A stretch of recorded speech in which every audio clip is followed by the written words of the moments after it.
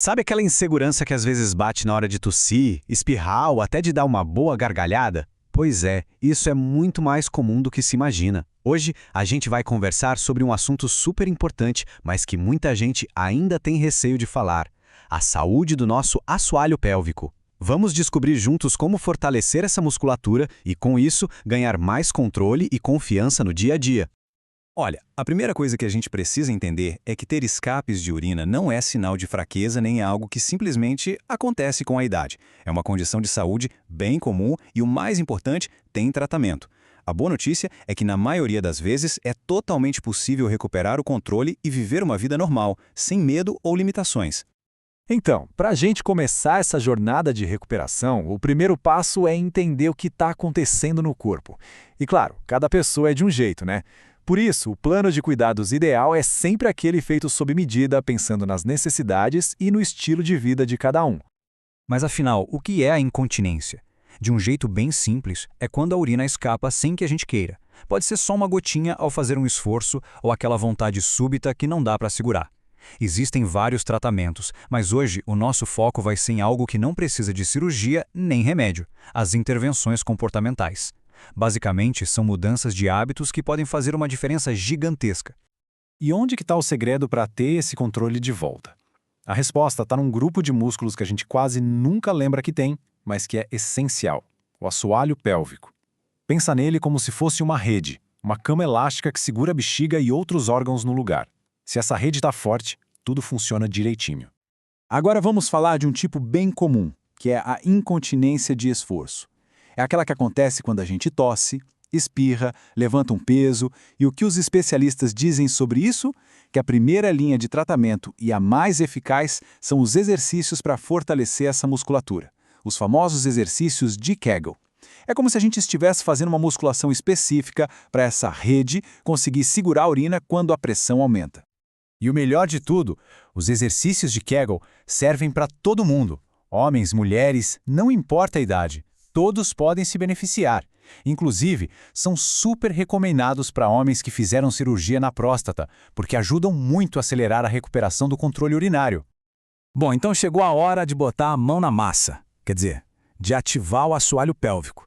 Vamos aprender agora o passo a passo bem direitinho para fazer o exercício de Kegel do jeito certo. Pode se preparar para descobrir uma força que talvez nem sabia que tinha. O processo todo é mais simples do que parece. A gente pode dividir em duas partes. A primeira, e mais importante de todas, é achar os músculos certos. Não adianta fazer força no lugar errado, né? Depois que a gente achar, o segundo passo é aperfeiçoar a técnica, para garantir que cada contração conte de verdade. Tá, mas como é que a gente acha esses músculos? A dica de ouro é a seguinte: na próxima vez que for fazer xixi, tente parar o jato de urina no meio do caminho. Sentiu aquela contração interna, como se estivesse segurando? Ótimo! São exatamente esses os músculos do assoalho pélvico. É essa sensação que a gente vai buscar no exercício. Mas um aviso muito importante aqui. Essa técnica de parar o xixi é só para aprender onde ficam os músculos. Não é para fazer isso como exercício, tá? Ficar fazendo isso toda hora pode atrapalhar o funcionamento da bexiga. Pensa que é como usar o mapa. Você usa para achar o lugar, mas depois não precisa mais ficar andando com ele. Combinado? Beleza, músculo encontrado. Agora vamos aperfeiçoar o movimento. O segredo é contrair só o assoalho pélvico. Tente deixar a barriga, as coxas e o bumbum bem relaxados. Uma dica boa é botar a mão na barriga. Se ela estiver endurecendo ou se mexendo muito, provavelmente você está fazendo força com ela, e não é a ideia. E claro, respire normalmente. Não prenda a respiração. A ideia é simples: contrair, segurar um pouquinho e depois relaxar totalmente.